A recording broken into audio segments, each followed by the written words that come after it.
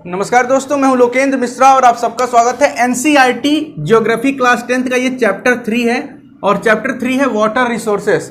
पहले चैप्टर में हमने रिसोर्स के बारे में देखा, उसके डेवलपमेंट के बारे में देखा, फिर हमने नेचुरल रिसोर्स के बारे में देखा और इसके पहले वाइल्ड लाइफ रिसोर्स और फॉरेस्ट के बारे में डिस्कस किया था। चैप्टर 3 में हम देखने वाले हैं वाटर रिसोर्सेज। सबसे पहले बता दीजिए वाटर क्या होता है, आप सबको पता है। इसका केमिकल फार्मूला अगर लिखेंगे तो H2O होता है, ठीक। और सबसे पहले जीव की उत्पत्ति अगर देखी जाए इस पृथ्वी पर तो वो भी पानी में ही हुआ था। वाटर में ही सबसे पहले लिविंग ऑर्गेनिजम्स आए थे। अगर हम वेदों पुराणों के आधार पर देखें तब भी, और अगर साइंस के हिसाब से देखें तब भी मत्स्य अवतार था सबसे पहले, अगर वैदिक उसमें देखें तो उसके हिसाब से भी और साइंस के हिसाब से भी सबसे पहले जीव वाटर में आए। अब पूरी पृथ्वी पर 3/4 एरिया जो है, 3/4 हिस्सा जो है पृथ्वी का, ये क्या है, वाटर है। और बाकी के ये जो आपको एरिया दिख रहा है 1/4, ये सिर्फ और सिर्फ लैंड है। सोचिए 3/4 भाग धरती का पानी से घिरा हुआ है और 1/4 है लैंड। उसके बाद भी आज भी पानी का, वाटर का शॉर्टेज होता है, फ्रेश वाटर का शॉर्टेज होता है। अब फ्रेश वाटर का शॉर्टेज, वाटर स्कैर्सिटी जिसको हम कहते हैं, पानी की कमी, ये क्यों हो रही है, इसके कुछ अलग अलग कारण हैं। देखिए 3/4 भाग पानी तो है, लेकिन 3/4 भाग फ्रेश वाटर तो है नहीं। फ्रेश वाटर बहुत कम है, ठीक है। अब ये जो फ्रेश वाटर बचा हुआ है, जो भी फ्रेश वाटर है, सैलिन वाटर निकाल दिया जाए, ओशनिक और सी का वाटर निकाल दिया जाए, तो फ्रेश वाटर जो है उसका भी बहुत सारा हिस्सा जो है वो ग्लेशियर्स में है। ग्लेशियर्स क्या होते हैं? ग्लेशियर्स को हिंदी में हम कहते हैं हिमनद। हिमनद जैसे आप सुने होंगे गंगोत्री ग्लेशियर, गोमुख ग्लेशियर, जहां से गंगा निकलती है, गंगोत्री ग्लेशियर, यमुनोत्री ग्लेशियर, तो ये सारे हिमनद। अब हिमनद क्या है, जब वो पिघलेंगे तो उससे पानी आएगा। वो पिघलेंगे कब? वो पिघलेंगे, ग्लोबल वार्मिंग के चलते पिघल रहे हैं, तो उनका पिघलना भी ठीक नहीं है। तो फ्रेश वाटर की स्कैर्सिटी, वाटर की स्कैर्सिटी के कई कारण हैं। आजादी से पहले कुछ कारण थे, आजादी के बाद क्या कारण है उसके बारे में हम डिस्कस करेंगे। आजादी के बाद के समय को हम कहते हैं पोस्ट इंडिपेंडेंस एरा।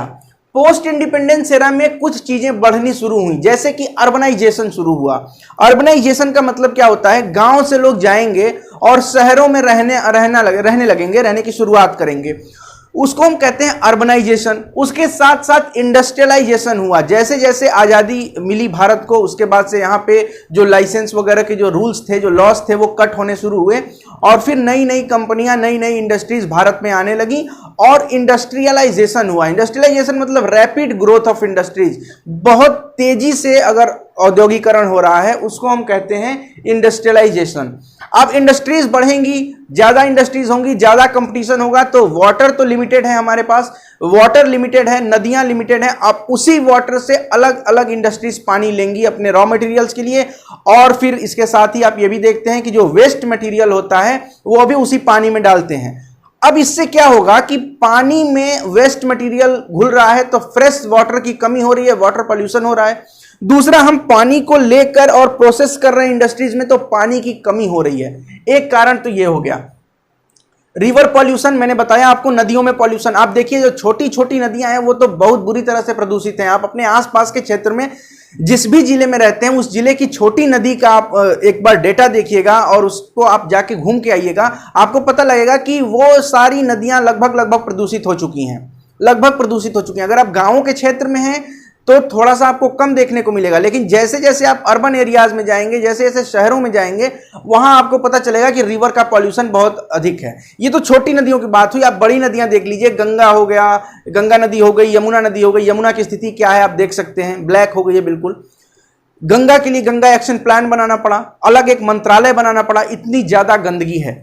तो ये नदियों की गंदगी, नदियों का जो पॉल्यूशन है, ये सब वाटर स्कैर्सिटी की तरफ इशारा करते हैं, उसके कारण हो सकता है। नेक्स्ट है इलेक्ट्रिसिटी। इलेक्ट्रिसिटी भारत में जो बनती है, अधिकतर इलेक्ट्रिसिटी बनती है वो थर्मल पावर प्लांट से बनती है। थर्मल पावर प्लांट में हम क्या करते हैं, कोयला जलाते हैं और कोयला जलाकर बिजली बनाते हैं, ठीक है, थर्मल पावर प्लांट। लेकिन हाइड्रो इलेक्ट्रिक पावर प्लांट एक होता है जिसमें हम हाइड्रो एनर्जी का यूज करते हैं। जैसे मान लीजिए क्या होता है हाइड्रो इलेक्ट्रिक में, मैं बताता हूं आपको।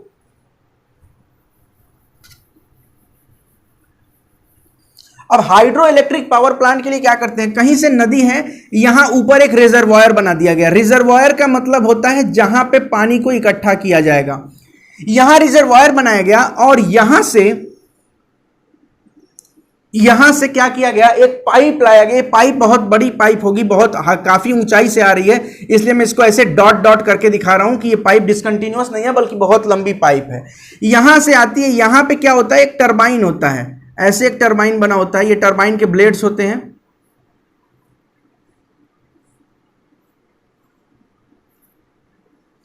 अब ये जो वाटर है, यहां पे एक नोजल लगाएंगे। नोजल लगाने से क्या होगा, वाटर का जो प्रेशर होगा, एरिया कम होगा तो प्रेशर ज्यादा होगा। इससे क्या होगा, ये पूरा टरबाइन इसमें रोटेट करेगा और इस टरबाइन के बीच में से यहां से एक पीछे एक शाफ्ट निकला होगा जो कि जाके जुड़ा होगा जनरेटर से, और जनरेटर को ये नचाएगा। जब जैसे ही जनरेटर रोटेट करेगा वैसे ही इलेक्ट्रिक सप्लाई शुरू हो जाएगी। तो ये इसको हम कहते हैं, इस पूरे सेटअप को हम कहते हैं hydro electric power plant. Hydro electric power plant. अब हाइड्रो इलेक्ट्रिक पावर प्लांट जो है ये इंडिया में इंडिया में जितनी भी इलेक्ट्रिसिटी प्रोड्यूस होती है उसका 22% पार्ट जो है वो हाइड्रो इलेक्ट्रिक पावर प्लांट का है। क्या बताया मैंने कि यहां आपने रिजर्वायर बनाया। रिजर्वायर मतलब पानी को आपने कहीं एक ऊंचे स्थान पर क्या किया है, रोका हुआ है, यानी कि आपने बनाया होगा कहीं ना कहीं डैम। ठीक है, कहीं ना कहीं आपने बनाया होगा डैम। इसके पहले डैम समझें, चलिए पहले डैम समझ ही लेते हैं। अब डैम क्या होता है, डैम एक तरह का बैरियर होता है जो कि पानी को रोकता है। पानी को रोकता है, एक रिजर्वायर में पानी को क्या करता है, स्टोर करता है। अब होता क्या है कि डैम्स में कई तरह के डैम्स कुछ इस तरह से बनाए जाते हैं। देखिए ऐसे बना दिया गया, यहां पे कुछ दरवाजा टाइप का होगा, ये देखिए ये एक है, फिर उसके बाद से एक ये हो गया, एक ये हो गया, और सपोज करिए ये थोड़ा सा ऐसे है। ये क्या है, इसमें अलग अलग विंडोज बनाए गए हैं। डैम्स के बाद ये विंडो क्या करते हैं, ये बंद रहेगा। अगर ये जैसे कि दोनों बंद है, ये तीनों बंद है, तो बंद है तो पानी इस डैम के उस साइड में है, यानी कि रिजर्वायर में रुकी हुई है, रुका हुआ है पानी। उसके बाद से अब ये क्या है, थोड़ा सा इसको खोल दिया गया तो यहां से पानी क्या आएगा, बाहर आएगा। अब इस पानी का यूज क्या करते हैं ये लोग, इस पानी का हम लोग यूज करते हैं इरिगेशन में। इरिगेशन का मतलब होता है, हिंदी में अगर बात करें तो इसको हम कहेंगे सिंचाई। तो सिंचाई में इस पानी का यूज होगा। जो पानी डैम के उस पार रिजर्वायर में है वो यूज हो जा रहा है हमारा कहां पे, हाइड्रो इलेक्ट्रिक पावर प्लांट में बिजली जनरेट करने से। अब देखिए ये इसको हम बोलते हैं मल्टीपर्पज रिवर प्रोजेक्ट। मल्टीपर्पज मतलब बहुउद्देशीय नदी परियोजनाएं। बहुउद्देशीय मतलब इनका उद्देश्य अलग होगा, अलग नहीं मतलब अधिक होगा, मल्टीपर्पज होगा। एग्जाम्पल के लिए आपने एक डैम बनाया तो क्या इस डैम का यूज सिर्फ और सिर्फ हाइड्रो इलेक्ट्रिसिटी जनरेट करने में है? नहीं, ऐसा बिल्कुल भी नहीं है। पन बिजली कहते हैं हिंदी में, ये नहीं है, बल्कि हाइड्रो इलेक्ट्रिक के साथ साथ इरिगेशन में भी काम आ रहा है, सिंचाई भी हो रही है। साथ ही साथ ये फ्लड कंट्रोल करने का भी काम करता है और कभी कभी फ्लड जनरेट करने का भी काम करता है। सपोज करिए कि इस डैम के उस पार जो नदी है, जिस नदी पर यह डैम बनाया गया है, उस नदी में आ गई बाढ़। अब उस नदी में बाढ़ अगर आ गई तो पानी होने लगेगा ओवरफ्लो। तो बीच में हमने इसको खोल दिया, इस दरवाजे को जैसे ही खोले पानी आने लगी इधर के लोअर एरियाज में, निचले हिस्से में जैसे ही पानी आएगा, ज्यादा पानी छोड़ेंगे तो वहां भी क्या हो जाएगा, फ्लड आ जाएगा। एग्जाम्पल के लिए आप देखिए नेपाल से जब पानी छोड़ा जाता है, नारायणी नदी का जब पानी नेपाल से छोड़ते हैं, कोसी वगैरह नदी जो है जिसको हम बिहार का क्या कहते हैं, दुख कहते हैं, सॉरो ऑफ बिहार, बिहार का शोक, उस नदी में बाढ़ आती है। उसका कारण क्या है कि नेपाल ऊंचे हिस्से पे, आप देखिए नेपाल में माउंट एवरेस्ट भी है, नेपाल पहाड़ी क्षेत्र है। नेपाल के क्षेत्र में अब नेपाल से क्या हो रहा है, नेपाल से पानी छोड़ते हैं, आता है कहां, प्लेन में आता है। प्लेन कौन सा, बिहार का प्लेन, गंगटिक प्लेन जिसको हम बोलते हैं, और बिहार के उस मैदानी भाग में जिसको हम उत्तरी बिहार के नाम से जानते हैं, वहां पे आपको देखने को मिलता है बाढ़। दक्षिणी बिहार में नहीं देखने को मिलेगा, उत्तरी बिहार में देखने को मिलेगा, क्योंकि ढाल भी बिहार का उस वैसे ही है, ऐसे ढाल हुआ है उसका। तो ये एक हो गया। अब देखिए डैम्स के बारे में क्या मैंने बताया, बैरियर अक्रॉस फ्लोइंग वाटर, यहां मैंने दिखा दिया, इसको बता दिया। अब जवाहरलाल नेहरू जो पहले प्रधानमंत्री थे, इन्होंने कहा था temples of modern India. Dams को इन्होंने कहा था आधुनिक भारत के मंदिर हैं डैम्स। अब इसको अगर मंदिर उन्होंने कहा है तो कुछ सोच के कहा होगा। कारण क्या है इसको मंदिर कहने का, कारण यह है कि इससे एक बहुत बड़े वर्ग की सिंचाई का जो काम है वो पूरा हो रहा है। उसके साथ साथ हाइड्रो इलेक्ट्रिसिटी जनरेट हो रही है, कहीं कहीं पर फ्लड भी कंट्रोल हो रहा है। लेकिन क्या सिर्फ अच्छाई है? अच्छाई नहीं, इसमें कुछ बुराई भी है, वो देखते हैं। उसके पहले हम समझते हैं कि डैम्स वगैरह का, रिवर के कंजर्वेशन का, ये सारी जो चीजें हैं लेक्स वगैरह का, इसका इतिहास क्या रहा है। देखिएगा, वाटर हार्वेस्टिंग एक तकनीक होती है जिससे हम ग्राउंड वाटर को रिचार्ज करते हैं, पानी के संरक्षण के लिए एक ये तकनीक है। इस तकनीक की शुरुआत सबसे पहले फर्स्ट सेंचुरी बीसी, ईसा पूर्व पहली शताब्दी में हुआ था और प्रयागराज के पास एक जगह है श्रृंगवेरपुर, वहां पर इसकी शुरुआत की गई थी। उसके बाद हम आते हैं चंद्रगुप्त मौर्य के समय। जब आप इतिहास पढ़ेंगे तो आपको पता लगेगा कि कई सारे डैम्स और लेक्स का निर्माण मौर्य के समय में हुआ था। इसके अलावा सोफिस्टिकेटेड इरिगेशन वर्क, एक सोफिस्टिकेटेड तरीका से इरिगेशन वर्क किया गया था। कहां पे? कलिंग में। कलिंग कहां है? तो उड़ीसा में है। वहां पर लेक्स वगैरह भी बनवाए गए थे, आप उसको पढ़ेंगे तो पता चलेगा इतिहास में। और नागार्जुन कोंडा आंध्र प्रदेश में है, यहां पर। फिर एक सबसे इंपॉर्टेंट जो आता है वो आता है 14वीं शताब्दी में। 14वीं शताब्दी में इल्तुतमिश, उस समय देखिए 14वीं शताब्दी का मतलब हुआ कि आपका मध्यकालीन भारत चल रहा है और स्लेव डायनास्टी का जो रूलर था वो था इल्तुतमिश, सेकेंड रूलर था। ये क्या था? इसको गुलामों का गुलाम कहा जाता है। इसलिए गुलामों का गुलाम कहते हैं क्योंकि एक तो जो इसका मालिक था कुतुबुद्दीन ऐबक, वो खुद ही गुलाम था और ये गुलाम का गुलाम था इल्तुतमिश। इल्तुतमिश ने हौज खास बनाया। दिल्ली में एक इलाका भी है, दिल्ली में एक क्षेत्र भी है जिसको हम हौज खास के नाम से जानते हैं, आईआईटी दिल्ली के आसपास के क्षेत्र में। अब 14वीं शताब्दी में हौज खास बनवाया इल्तुतमिश ने। तो ये कुछ इतिहास है जहां से हम वाटर कंजर्वेशन के बारे में समझ पाते हैं। ये दिल्ली में आज भी देखिएगा, दिल्ली में पहले जो दिल्ली बनाई गई थी, लुटियंस दिल्ली जिसको हम कहते हैं, वो जब ब्रिटिशर्स ने बनाया था तो वहां पे जगह जगह पे उन्होंने पेड़ पौधे भी लगाए थे, पार्क वगैरह बनाया था। उससे क्या होता था? बारिश होती थी तो पानी सीधे सीधे जमीन में जाता था, ग्राउंड वाटर रिचार्ज होता था। जैसे जैसे अब हमारी सरकार है, जैसे जैसे हमने डेवलपमेंट किया है, हमने पार्क्स वगैरह हटा दिए हैं। जो पार्क्स बचे भी हैं, आप देखिए कनॉट प्लेस में जो पार्क है, सीपी सेंट्रल पार्क, उसके नीचे क्या है? उसके नीचे क्या पानी वहां से नीचे जमीन में जाएगा? नहीं जाएगा, क्योंकि उसके नीचे तो राजीव चौक का मेट्रो स्टेशन है। तो मेट्रो स्टेशन कंक्रीट का बना हुआ है। अब कंक्रीट से क्या होगा कि पानी गिरेगा तो वो नीचे नहीं जाएगा, वो बह के सड़कों पर आएगा। और इसी के चलते दिल्ली वगैरह में क्या होता है, हम देखते हैं थोड़ी सी भी बारिश होती है तो जल जमा हो जाता है। कारण क्या है? ग्राउंड वाटर अंदर जाने का कुछ है ही नहीं, हर जगह कंक्रीट है। जो पार्क बना हुआ है उस पार्क के नीचे तो मेट्रो स्टेशन है, तो पानी अंदर कहां जाएगा? नहीं जाएगा। आगे बढ़ते हैं। अब हम आते हैं डैम्स से क्या नुकसान हुए और इसके चलते कुछ इन्वायरमेंटल मूवमेंट्स चले। इन्वायरमेंटल मूवमेंट्स कुछ चले, जैसे कि एग्जांपल के लिए नर्मदा बचाओ आंदोलन, नर्मदा नदी के लिए चला होगा, क्लियर है। अब नर्मदा नदी पर एक डैम है, सरदार सरोवर डैम। सरदार सरोवर डैम गुजरात में। अब इसमें क्या हुआ कि अगर कहीं डैम बन रहा है तो यानी कि पानी को रोकना है। जैसा मैंने बताया कि यहां पे एक बैरियर बनाना है। क्या इसके आसपास कोई गांव नहीं होगा? इसके आसपास गांव होगा। अब अगर आप डैम बना रहे हैं तो कोई छोटा सा बांध तो बना नहीं रहे हैं, बहुत लंबा चौड़ा बांध बनता है, कई सैकड़ों किलोमीटर के उसमें क्षेत्र लिए जाते हैं कई बार। अब क्या होगा कि इसके आसपास जितने भी गांव हैं वहां पे जो लोग हैं उनको डिस्प्लेस किया जाएगा। डिस्प्लेस यानी कि विस्थापन, कई बार आर्टिकल भी निकलता रहता है पेपर में, विस्थापन का दर्द, इस तरह से।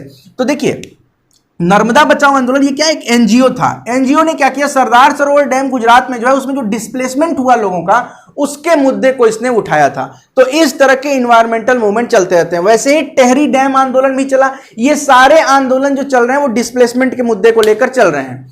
अब देखिए क्या है, इसके चलते एक और कॉन्सेप्ट आता है, inter state water dispute. Inter state water dispute जैसा कि नाम से क्लियर है, अंतरराज्यीय, ठीक है।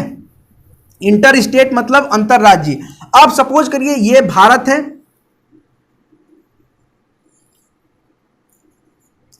यहां नदी बह रही है। अब ये नदी कहां से है? अब अगर मान लीजिए ये केरल का क्षेत्र हो गया, थोड़ा सा नीचे देखिए इसको, केरल हो गया, आंध्र प्रदेश, कर्नाटक। अब ये तीन क्षेत्र से अगर कोई नदी बह रही है तो किस नदी कौन सा स्टेट कितना पानी लेगा, इसके चलते डिस्प्यूट होता है। इंटर स्टेट डिस्प्यूट इसको हम कहते हैं वाटर के लिए।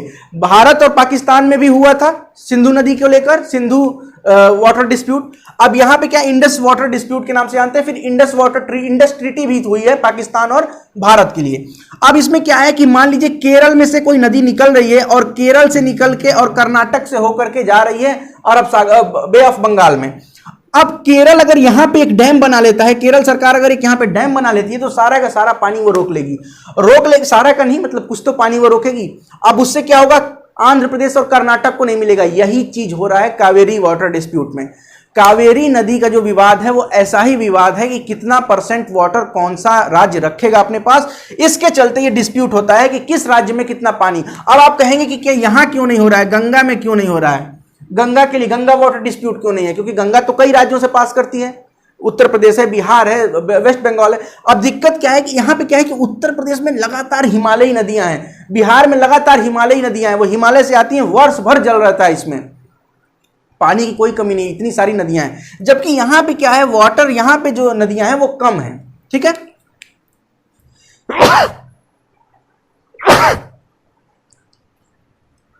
तो ये हो गया। इसके बाद से हमने ये भी देख लिया। अब देखिए इंटर वाटर डिस्प्यूट आपको समझ में आया, कावेरी नदी का जो भी है उसको एक बार आप लोग पढ़िएगा जरूर से। अब हम आते हैं वाटर कंजर्वेशन में। अब हमने देखा पानी की कमी है, फिर हमने देखा पानी से हमने क्या क्या किया और पानी का कितना एक्सप्लॉइटेशन हुआ। अब हम देखते हैं कि वाटर को कंजर्व कैसे करेंगे। कंजर्व करने का मतलब हिंदी में कहते हैं संरक्षण करना, जल संरक्षण। अब इसके कई सारे तरीके हैं। अब इरिगेशन में एक तरीका आता है जिसको वहां पे लिखा हुआ है, आप देख सकते हैं, bamboo drip irrigation system. Bamboo drip irrigation system में क्या होगा, देखिए मैं समझा रहा हूं आपको। ये है एक बांस, ठीक है, यहां पे एक पौधा लगा हुआ है, ये कोई पौधा है यहां पे, फिर कोई पौधा है यहां पे, फिर कोई पौधा है यहां पे।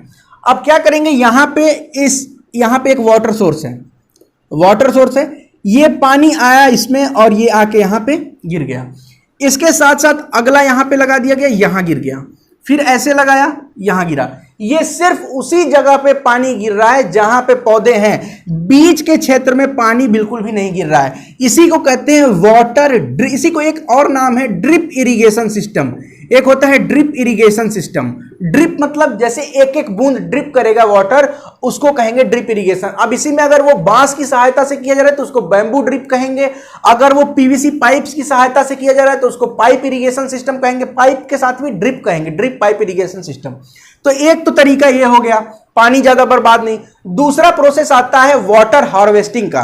वाटर हार्वेस्टिंग क्या होता है, एक टेक्निक है जिससे कि जो भी रेन वाटर है, रेन वाटर हार्वेस्टिंग खास करके आप समझिए इसको, पानी जो गिर रहा है, जो बारिश में पानी आ रहा है वो बर्बाद ना हो, बल्कि वो ग्राउंड वाटर के रिचार्ज में हो जाए यूज, और साथ ही साथ जो हमारे दैनिक जरूरतें हैं पानी की वो भी उससे पूरी हो जाए। माउंटेनियस रीजन में क्या करते हैं, एक डाइवर्जन बनाते हैं। जैसे कि यहां पे ये पहाड़ है, यहां पे पानी गिरेगा और पानी गिर के क्या यहां जा रहा है, एक डाइवर्जन बना दिया कि एक डाइवर्ज कर दिया यहां से, और डाइवर्ज करके एक रिजर्वायर में इस पानी को भेज दिया, इस जल को भेज दिया, वो डाइवर्जन होता है। वो माउंटेनियस रीजन में, हिली एरियाज में करेंगे, उत्तराखंड वगैरह में, हिमाचल प्रदेश में वो चीजें होंगी।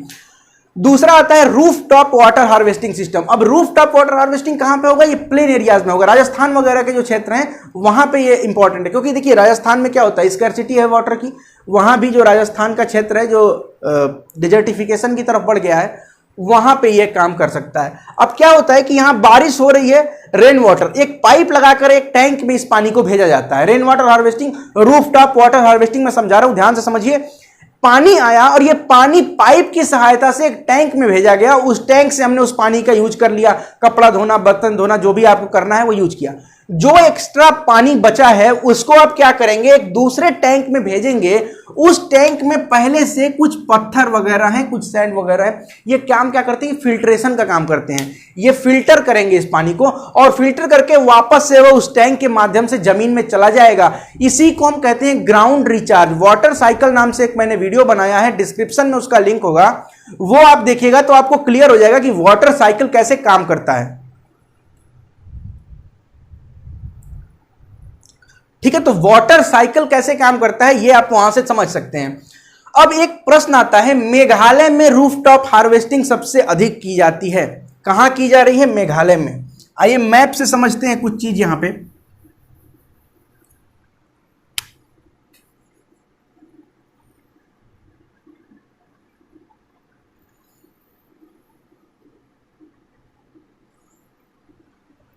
यहां है मेघालय, इधर है नॉर्थ ईस्ट में।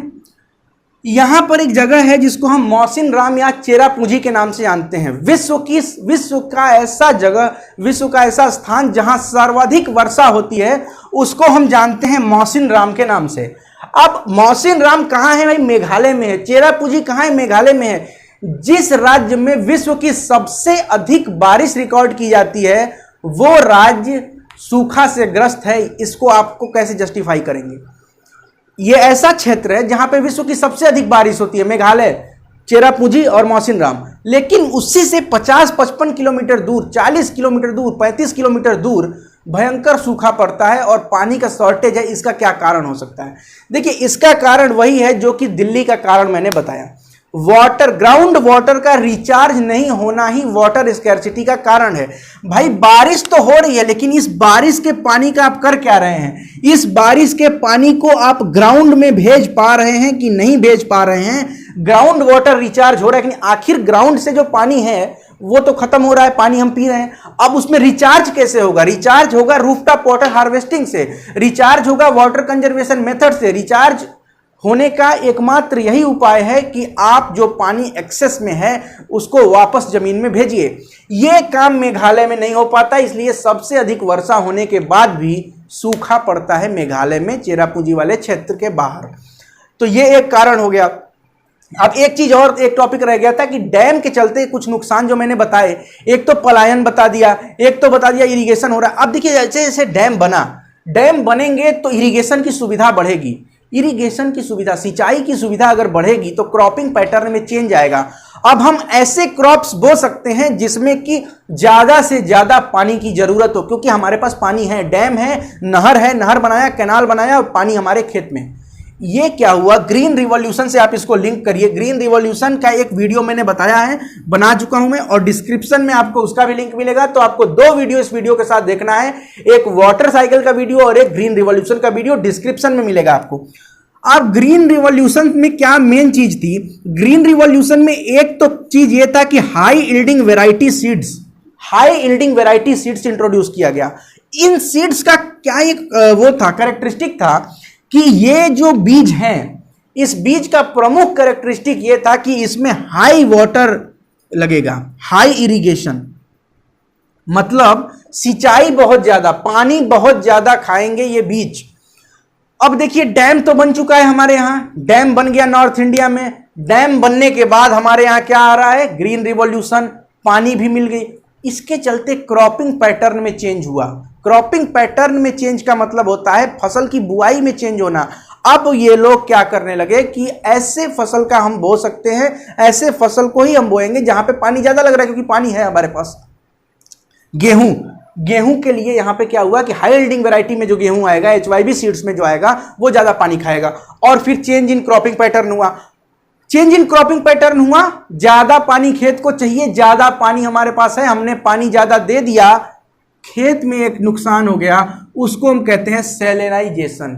सैलाइन वाटर हो गया। सैलाइन वाटर यानी कि यहां पे नमक, जिसको लवण कहते हैं हिंदी में, उसकी मात्रा इंक्रीज हो रही है। कहां पे भाई? तो अर्थ में। सैलिनाइजेशन, सैलाइन वाटर यहां पे इंक्रीज हो रहा है, और सैलाइन वाटर इंक्रीज होना प्रोडक्शन के, क्रॉप प्रोडक्शन के लिए खराब है।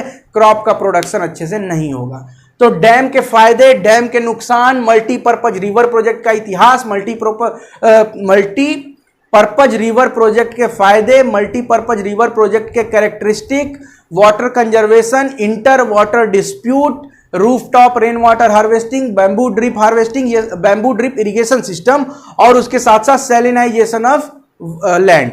ये सारा आज के वीडियो में हमने देखा। एनसीईआरटी चैप्टर 3 वाटर रिसोर्सेस इस एक वीडियो में समाप्त होता है। अब आपका कुछ यहाँ पे काम क्या है वो मैं आपको बताता हूं। आपको एनसीईआरटी का बुक आप खोलिएगा और उसमें एक मैप दिया हुआ है, मैं यहां भी मैप लगा रहा हूं 1 मिनट के लिए। इस मैप में आप लोग देखिए, अलग अलग सिस्टम आपको दिखाएगा, अलग अलग डैम्स वगैरह आपको दिखाएंगे, किस नदी पर क्या है। एक बार इसको देख लीजिएगा और समझ लीजिएगा। देखिए, अधिकतर डैम्स, ये नॉर्थ इंडिया में जो डैम्स हैं वो आपको दिख रहे होंगे। नॉर्थ इंडिया वाले डैम्स के चलते ही ग्रीन रिवॉल्यूशन नॉर्थ इंडिया में सक्सेसफुल हुआ। तो आशा करता हूं आपको ये वीडियो पसंद आया होगा। अगर अच्छा लगता है तो लाइक करें, कमेंट करें, शेयर करें, चैनल को सब्सक्राइब करें, और नीचे जो 2 डिस्क्रिप्शन में और भी लिंक है वो देखिएगा, और साथ ही साथ टेलीग्राम चैनल से भी जुड़िएगा। बहुत बहुत धन्यवाद। Thank you so much.